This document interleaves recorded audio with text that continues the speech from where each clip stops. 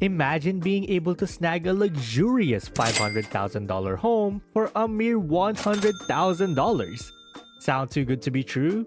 Well, buckle up because I'm about to reveal the real way I managed to pull off this mind-blowing deal on my first home purchase. In this video, I'll be sharing my personal strategies and insider tips that allowed me to save a whopping $400,000 on my first home purchase. Trust me, this game-changing advice is a must-watch for any aspiring homeowner. So today I'll take you to the real way to save on your first home. If you're new to the channel, hit that subscribe button and that little notification bell icon so that you don't miss out on any of our video updates. Plus, it helps us spread the Thrive Wise love to help more people thrive wisely. Now, let's begin. Let's face it, buying your first home is a daunting task, especially in today's competitive housing market. With skyrocketing prices and fierce competition, many first-time buyers find themselves priced out of their dream neighborhoods or forced to settle for less than they deserve. The harsh reality is that the average home price in the United States has reached an all-time high, making it increasingly difficult for young professionals and families to break into the housing market. Even with a decent income and a solid credit score, the prospect of saving up for a down payment, navigating the complex paperwork, and securing a mortgage can feel like an insurmountable challenge. But what if I told you that there's a way to bypass these obstacles and secure your dream home at a fraction of the cost? No, I'm not talking about shady deals or cutting corners. This is a legitimate strategy that involves a little bit of creativity, some savvy negotiation skills, and a willingness to think outside the box. Now that I've got your attention, let's dive into the juicy details of how I managed to score my $500,000 dream home for a mere $100,000. Buckle up, folks, because this roller coaster ride of a story is going to leave you scratching your heads and wondering why you didn't think of this sooner. First things first, let's address the elephant in the room. How in the world did I find a $500,000 dream home for a fifth of the price? Well, my friends, the answer lies in the age-old adage, one person's trash is another person's treasure. And in this case, the treasure was a fixer-upper that would make even the bravest of home renovators quake in their boots. Picture this, a sprawling, once magnificent estate that had seen better days. The curb appeal was non-existent, the interior was a time capsule stuck in the 70s, and the backyard resembled a scene from a post-apocalyptic movie. But beneath all of the grime and neglect, I saw a diamond in the rough, a true gem just waiting to be polished and brought back to this former glory. Now I know what you're thinking. But how did you even find this place? Well, my friends, that's where the power of networking and good old-fashioned hustle come into play. You see, I've always been a firm believer of the saying that is, it's not what you know, but who you know.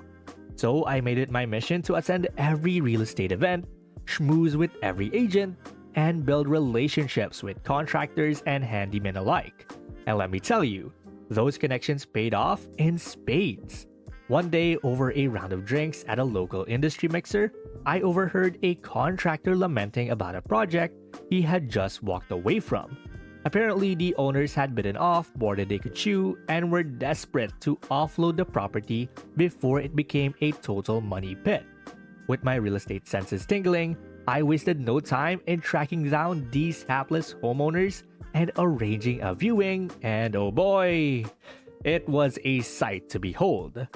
The place was a certified disaster zone, but I could see the potential shining through it like a beacon in the night.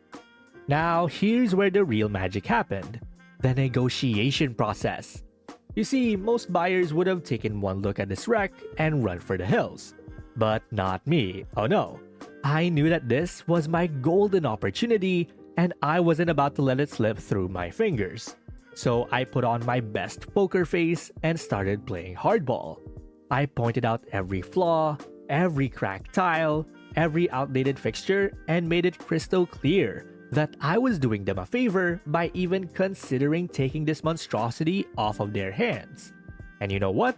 it worked like a charm. Those poor souls were so desperate to be rid of their nightmare that they practically begged me to take it off their hands for a measly $100,000.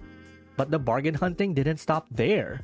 You see, I knew that even with a rock-bottom purchase price, the renovations were going to be costly. So I got creative and started exploring alternative financing options. First up, I tapped into the power of crowdfunding. You'd be surprised at how many people are willing to invest in a promising real estate venture, especially when you lay out a detailed plan and offer a piece of the pie. Next, I leveraged the power of social media to find skilled tradespeople willing to barter their services in exchange for a stake in the project. Believe it or not, I managed to snag an electrician, a plumber, and even a landscaper, all without spending a dime up front. And let's not forget about good old-fashioned elbow grease. When it came to more cosmetic aspects of the renovation, like painting, sanding, and basic carpentry, I rallied my friends and family to lend a helping hand in exchange for pizza, beer, and the promise of a killer housewarming party once the project was complete. Slowly but surely, the transformation began to take shape. What was once a decrepit eyesore started to emerge as a stunning modern masterpiece. With each swing of the hammer and each coat of paint, the value of the property skyrocketed. And just like that, my $100,000 investment had turned into a $500,000 dream home, complete with all the bells and whistles a homeowner could ever want. Now you might be thinking, that's all well and good, but what about the legal and financial hoops you had to jump through? Fair question, and let me assure you, I didn't cut any corners. From securing the necessary permits to navigating the complexities of property taxes and insurance, I dotted every I and crossed every T. And when it came to financing the initial purchase and covering the renovation costs, I leveraged a combination of personal savings, low-interest loans, and those crowdfunding investments I mentioned earlier. And the best part, by putting in the hard work and thinking outside the box, I ended up with a home that not only meets my every need, but also has a ton of equity built right in. Talk about a win-win situation. You know, there was one pivotal moment during this whole crazy journey that made me truly believe I could turn this seemingly unaffordable house into my dream home.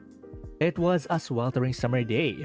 I was knee-deep in demolition, swinging a sledgehammer with reckless abandon, when suddenly a ray of sunlight pierced through the dust and debris, illuminating a hidden alcove I hadn't noticed before. As I stepped closer, I could make out a faint outline of an ornate fireplace, complete with intricate woodwork and detailed tiled mosaics. In that moment, it was like a switch had flipped in my brain.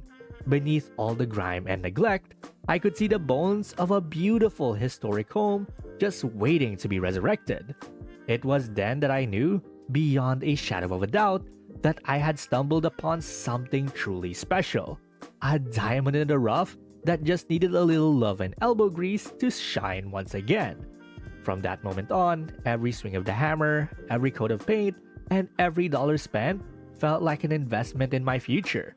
A step closer to turning this rundown relic into the home of my dreams. So, what's the moral of the story? When it comes to finding your dream home, sometimes you have to be willing to look past the surface level flaws and see the true potential that lies beneath. With a little creativity, perseverance, and a whole lot of hustle, even the most unaffordable properties can become a reality. So, what are you waiting for? Share your tips and tricks for saving on a home purchase in the comments below. Did you score an incredible deal on a fixer-upper? Negotiate like a pro?